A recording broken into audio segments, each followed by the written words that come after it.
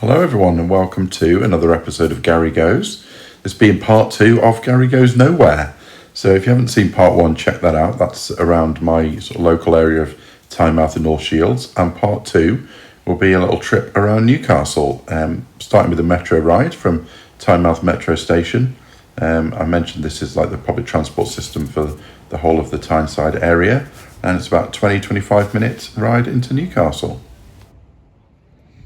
And now welcome into Newcastle city centre. So the main area of Newcastle is called Grainger Town, after Richard Grainger, who essentially redeveloped the whole of the centre of Newcastle in the early 19th century. So you're seeing a lot of these sort of browny terracotta coloured buildings. That's very much like the character of the centre of Newcastle. A little bit reminiscent of Edinburgh, that kind of same building materials really. And this is Grainger Market. So this, he says, checking his notes very quickly, was developed in 1835 by John Dobson. And I believe they celebrated the opening of the market by having a grand banquet for all the great and good of Newcastle, all taking place within the market hall. But as you can see, it's a bit of a mixture really. So it's a really cool place. There's sort of right through from your traditional market stalls of cheap clothes, shoes, towels, whatever, through to lots and lots of street food stuff, which has sort of come about in recent years, and some more quirky specialist shops. There was a sort of retro toy shop we've just seen. There's a retro game store. There's a Dr. Martens shop. There's also the smallest branch of Marks and Spencer's in the whole of the UK, or probably the world, in fact. So there you go. There's another little fact for you. So yeah, it's absolutely massive. I mean, I've only sort of wandered through the bottom couple of aisles, but it does go sort of 4 or 5 aisles up. So yeah, tons of stuff in here. You can get anything to eat. They've got, from your traditional sort of cafe sandwiches and stotties, which is the traditional Newcastle sort of heavy bread stuff they make sandwiches out of, right through to, so you've got Chinese dumplings. There's a fried chicken place. That's Korean street food, which I've yet to sample. We've also passed on the right there. There was an Indian. It's fully vegetarian, but me being a confirmed meat eater, but I did really enjoy that. That's definitely worth a try out. And this is sort of the bottom end of the city centre, just leading towards the main train station. So yeah, it's the bottom of Grainger Street, the entrance to the metro station there for Newcastle Central. These statues, I'm not sure what they are, so if you know, let me know in the comments. I always presumed there was something to do with representing the Jarrow Marchers, but this guy's levitating, so unless my history is very skewed, that didn't take place. So yeah, let me know what they are. So as I mentioned, I think on the other video, I'm not sure about this one, the metro system is kind of based on like the old light rail, North Tyneside line, obviously, and then the part that goes to South Tyneside was South Tyneside line, but they built all new sort of underground parts of the network in Newcastle, and as you go through into Gateshead as well.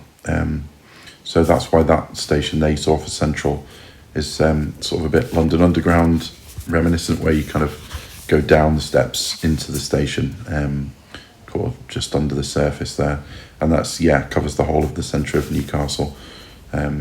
So from when you sort of go over the bridge, the Queen Elizabeth Bridge, which you'll see a bit later on, and then you go underground from Newcastle right through basically until you get to Jesmond, which is the north side of the city. So yeah, it's a sort of combination system, and they're getting some new trains at the end of this year. So if you're a geek like me and you want a video of the new trains when they start, then let me know, because these ones have been in service with a couple of minor refurbs, I think, since the system started in 1980. So anyway, so this is Newcastle Central Station. Really, really impressive building. I haven't researched when this opened, but bearing in mind the sort of architectural style and that it fits in at the bottom of Grainger Street, I imagine it was set out about the same time that was developed, around sort of 1830, 1840. I'll probably research it later and realise I'm completely off, but obviously it is within the same style. And our first view of the Tyne and the Tyne Bridge, and looking up to what gives the city its name, the New Castle, or officially called the Newcastle Castle. So yeah, it's two buildings. So that's the Castle Keep, and then in a minute when we'll wander down, there is the Black Gate. And both of them are sort of mixture of the original brickwork, and then it's been renovated through the years, so you can see sort of newer parts. You can go in and visit. I haven't, but maybe that's something I need to do at some point. Do some of the touristy stuff and go and have a look around. But yeah, this is a sort of interesting area of the city overlooking the river. Newcastle, the city is kind of built up on the top of the hill, looking down to the river, which was obviously a good place to put a castle.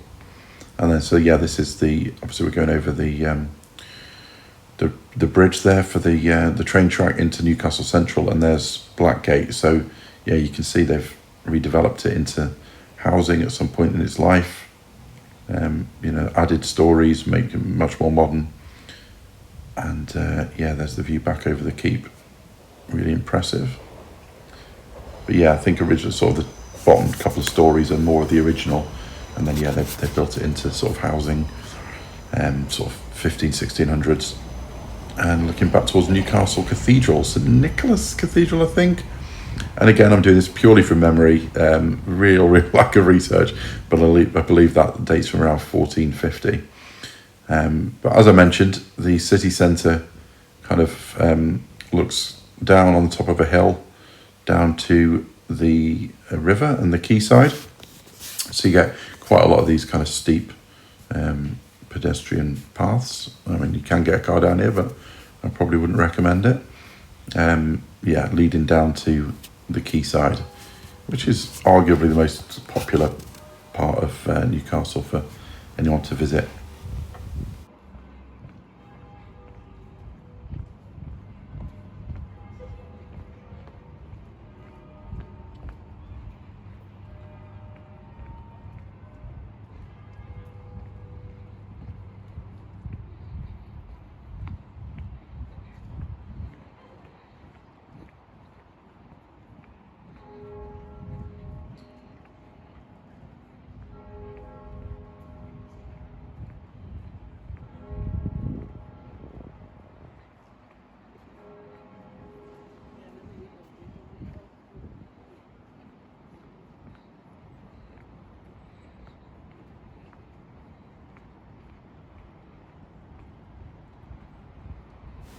So yeah, just walking down to the bottom of this hill, under the really tall, impressive bridge. You can see the Tyne Bridge there in the background. And then just wanted to give a shout out to this really cool sort of knick-knack, souvenir-y type shop.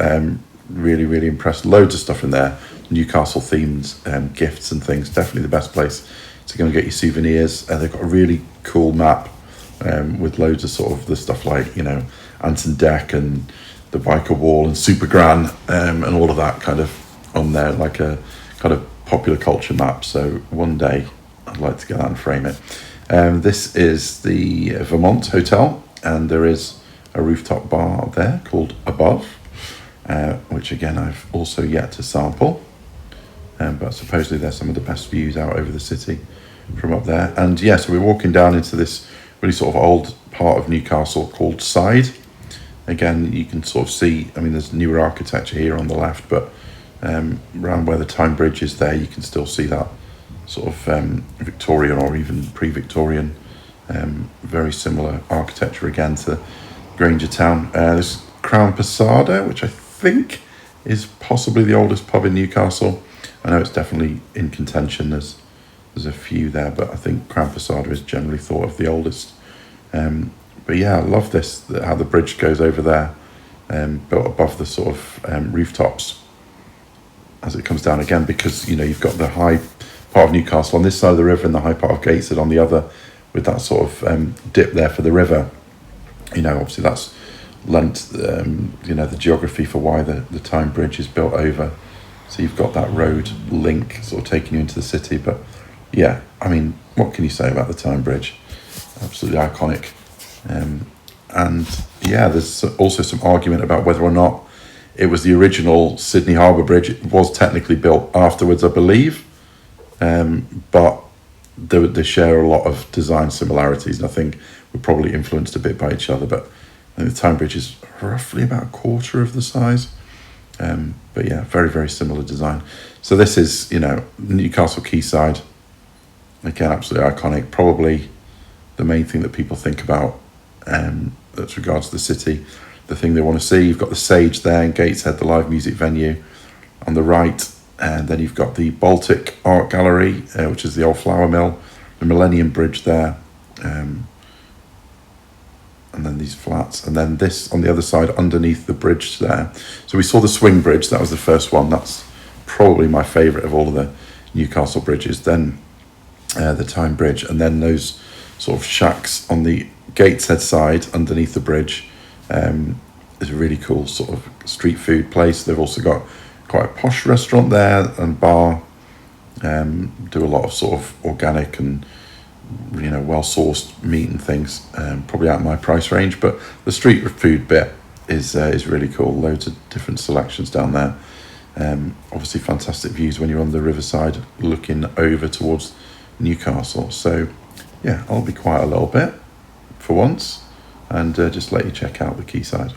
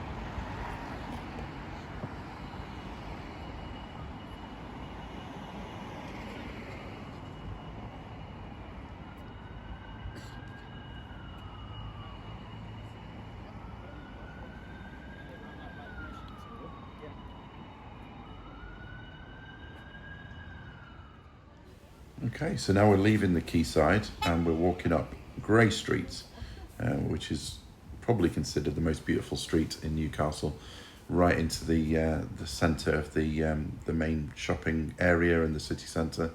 But yeah, this road is absolutely beautiful. Loads of really nice restaurants, bars, pubs. Yeah, loads and loads of places to eat and drink up and down this road. And then we've got the Theatre Royal I'm coming up to on the right. Again, an absolute gem of architecture on this road. They are talking about pedestrianising it. In fact, I think they're talking about, I think they've started it to pedestrianise most of this road. Have a lot of sort of outdoor seating and things, which will really, really improve the area and make it lovely to sit outside there. Yeah, theatre's beautiful, isn't it? Absolutely gorgeous. And then we've got the, you can just see on the left there, and we'll walk up towards it, the monuments. So this is the monument to Earl Grey.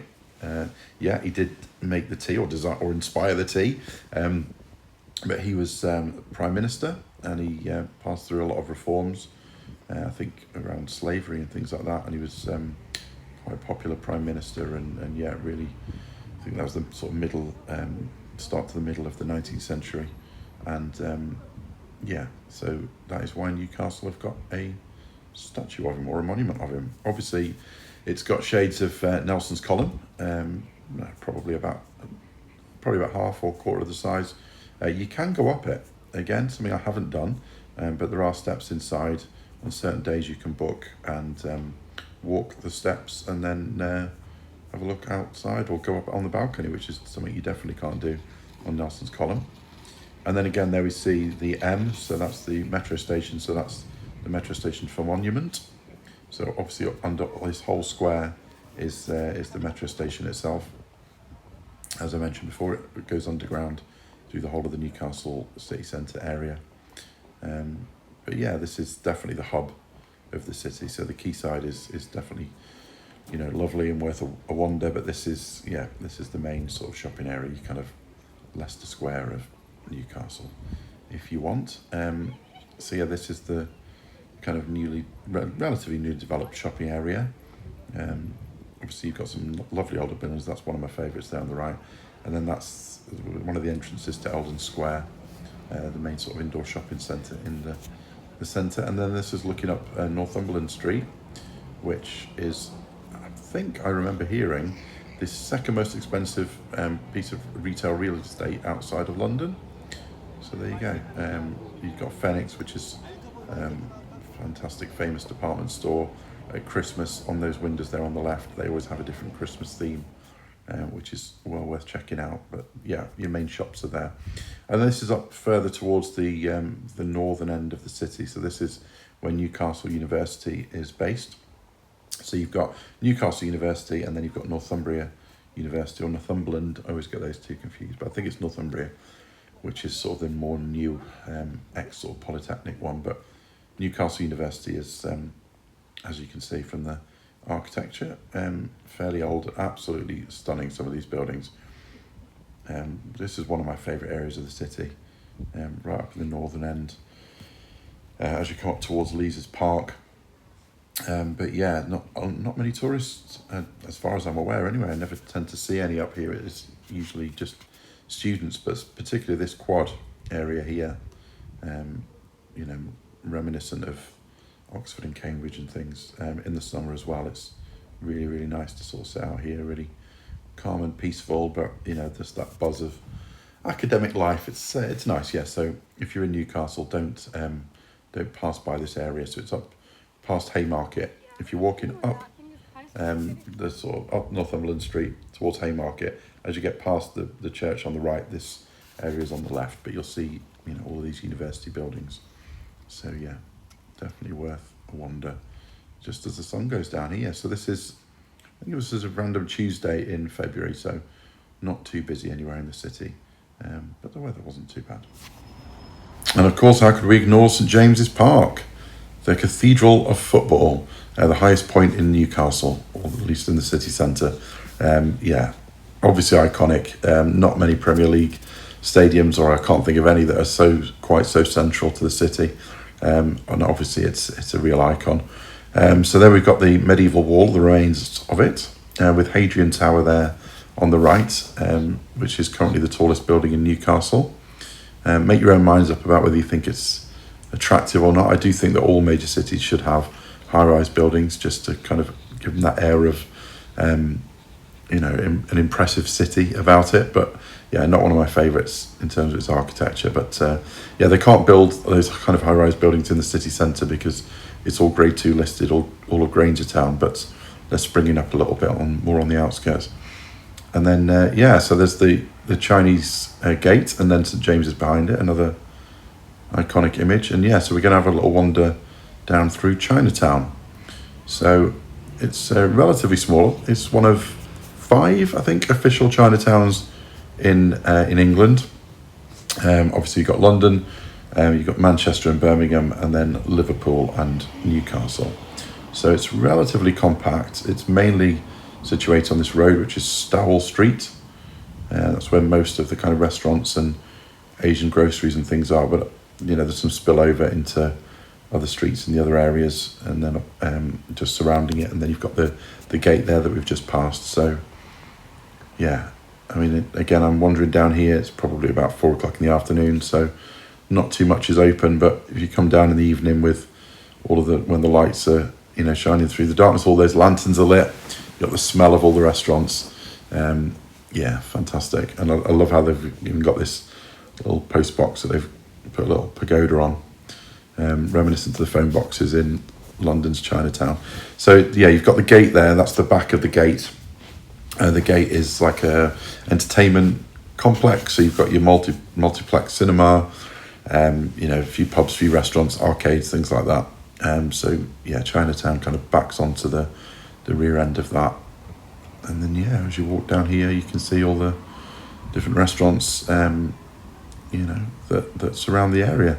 I've only been to one. There's a Japanese restaurant called Dojo, which I definitely recommend, but I need to try out some more of these Chinese restaurants for sure.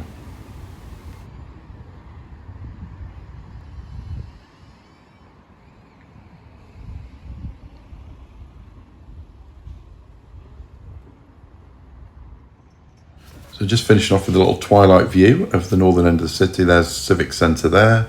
That's the O2 City Hall where they have music events. And yes, I'm on Ridley Place here, which the council are redeveloping into a kind of sort of ethnic, quirky sort of food and different types of shops area at the north end off Northumberland Street. So that's ongoing at the moment. So yeah, anyway, there's my view of Newcastle. I hope you enjoyed it. If you do want some more videos of the Tyneside area, let me know. I'm happy to do some more. Otherwise, look forward to some more videos out and about in the coming months. See you all later. Cheers.